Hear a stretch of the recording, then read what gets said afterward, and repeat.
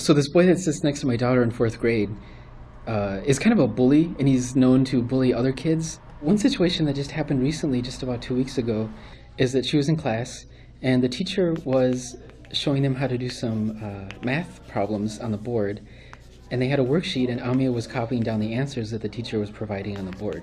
So this boy that sits next to her, and this boy who always kind of bullies other kids, looked at her doing her homework and said, "You're a cheater."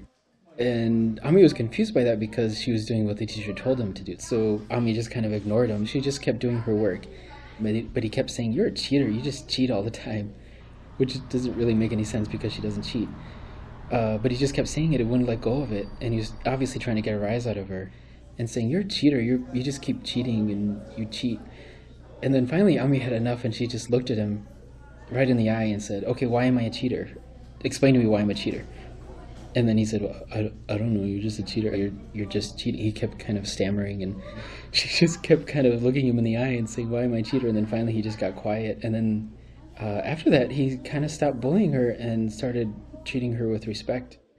I feel like if I was a kid back then, I probably would have either been quiet and not stood up to him or gotten angry in some way.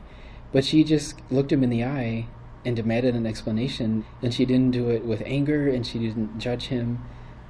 She just demanded that he treat her with respect.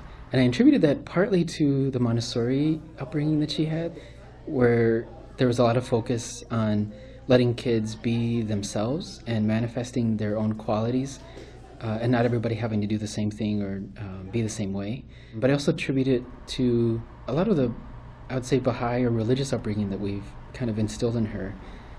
A lot of the quotes that we use with her are about how we're all noble beings, how we're all dignified, how we're all one people, and we're all children of God, and that we all need to see justice manifested both for ourselves and others.